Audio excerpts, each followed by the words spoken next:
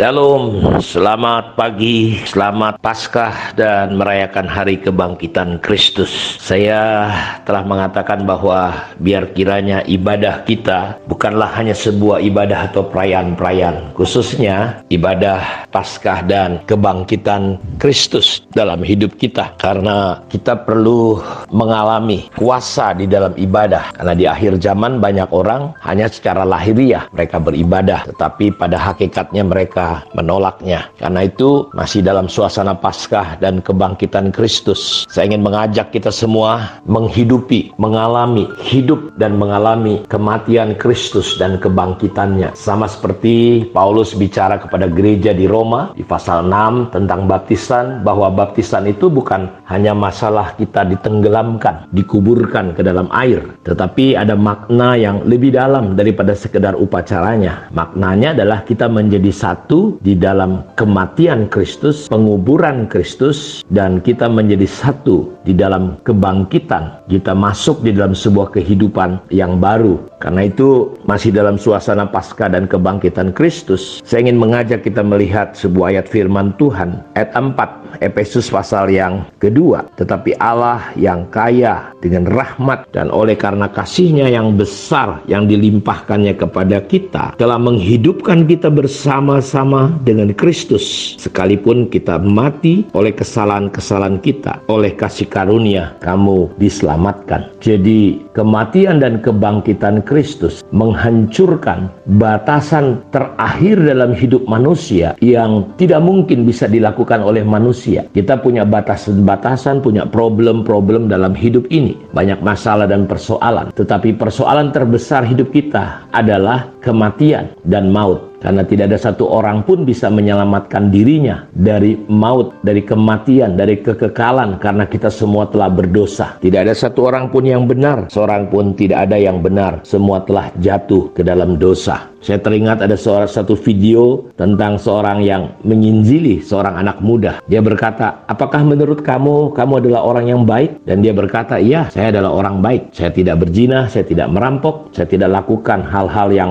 bagi orang itu adalah sesuatu yang melanggar moral. Lalu penginjil ini berkata, apakah kamu pernah berbohong? Dia nggak bisa jawab. Dia mengaku dengan jujur, iya. Apakah kamu pernah mencuri, mengambil hak yang bukan hak kamu? Dan dia mulai menangis. Dari situ kita melihat bahwa tidak ada satu orang pun yang baik seperti kata Alkitab. Dan upah dosa adalah kematian, maut. Karena itulah Paskah dan kebangkitan Kristus adalah sebuah perayaan yang perlu kita alami. Karena kematian dan kebangkitan Kristus menunjukkan kepada kita semua bahwa musuh terakhir, batasan terakhir dalam hidup kita, yaitu kematian dan maut, neraka yang seram, telah diselesaikan oleh Kristus. Karena itu Allah yang kaya dengan rahmat, oleh karena kasih-Nya yang besar dilimpahkannya kepada kita, telah menghidupkan kita bersama-sama dengan Kristus, sekalipun kita telah mati oleh kesalahan-kesalahan kita. Oleh kasih karunia kamu diselamatkan. Jadi perayaan Paskah dan kebangkitan Kristus dalam ibadah yang kita lakukan, saya berdoa supaya kita bisa mengalami secara pribadi Paskah dan kebangkitan Kristus itu. Karena Alkitab berkata dalam ayat 1 bahwa kamu dahulu sudah mati. Jadi intinya kita sebenarnya sudah mati. Kenapa? Karena pelanggaran-pelanggaran dan dosa-dosamu. Kamu hidup di dalamnya karena kamu mengikuti jalan dunia ini. Kamu mentaati penguasa kerajaan angkasa, yaitu roh yang sekarang sedang bekerja di antara orang-orang durhaka. Sebenarnya dahulu kamu semua juga terhitung di antara mereka ketika kamu hidup di dalam hawa nafsu daging dan menuruti kehendak daging dan pikiran kami yang jahat. Pada dasarnya kami adalah orang yang harus dimurkai sama seperti mereka yang lain. Tetapi Allah yang kaya dengan rahmat, oleh karena kasih-Nya yang besar dilimpahkannya kepada kita, telah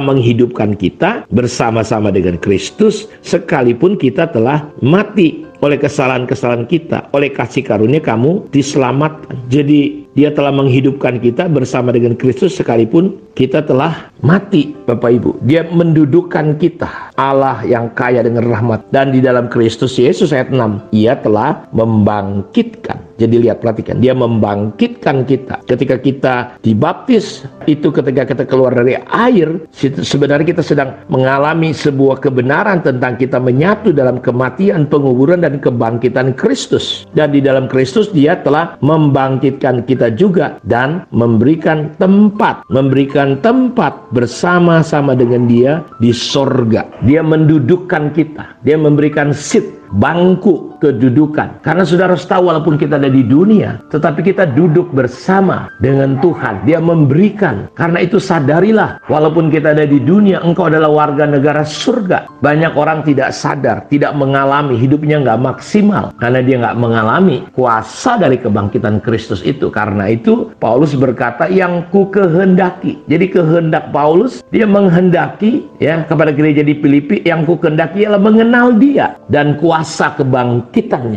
ginosko, secara terus-menerus membangun persekutuan hubungan sampai kita mengalami kebenaran kuasa daripada kebangkitan Kristus. Beda dengan orang sekarang. Orang tidak terlalu suka bersatu. Yang ku kehendaki adalah mengenal Dia di dalam kuasa kebangkitannya dan penderitaannya dan kematiannya, sehingga aku beroleh kebangkitan. Sehingga Paulus berkata, hidupku bagi Kristus, mati adalah sebuah keuntungan. Kalau aku hidup bagi Kristus. Hidup dan matiku memuliakan Allah. Karena itu lewat kebaktian, Paskah, dan kebangkitan Kristus, saya berdoa berharap sudah menyadari, sudah nggak perlu takut mati, karena tidak satu pun yang bisa menghindari kematian. Dan kematian adalah musuh terakhir, musuh terbesar. Sehingga Tuhan berkata dalam 1 Korintus 15 ayat 55, 56, 57, 58, hai maut, di manakah sengatmu? Sengat maut adalah dosa. Dan saudara tahu, tapi syukur kepada Allah, Dia sudah memberikan Yesus lewat kematian dan kebangkitan, sehingga kita bisa mengalami kemenangan. Karena itu saudara, giatlah dalam pekerjaan Tuhan, teguhlah, karena jerih payah kita tidak akan pernah sia-sia. Perayaan Paskah dan kebangkitan Kristus bukan hanya dirayakan, tetapi kita boleh mengisi, melakukan pekerjaan Tuhan. Seperti Yesus katakan, Bapa muliakan aku, karena aku telah memuliakan engkau. Caranya bagaimana? Dengan menyelesaikan tugas pekerjaan yang telah engkau berikan kepadaku. Dalam Efesus pasal 2 ayat 10 dikatakan, kita ini buatan Allah, diciptakan dalam Kristus Yesus untuk melakukan pekerjaan baik yang dipersiapkan Allah sebelumnya. Ia mau supaya kita hidup di dalamnya. Tuhan mau kita hidup di dalamnya. Di dalam apa? Di dalam rancangannya. Karena itu Dia menebus kita, Dia mengampuni kita, Dia bebaskan kita lewat Paskah, kematiannya, dan Dia membangkitkan kita untuk tujuan Allah, rencananya. Karena itu saya berdoa, ibadah Paskah dan kebangkitan Kristus membawa kita kembali kepada kehendak dan rencananya. Kiranya Tuhan Yesus memberkati kita semua.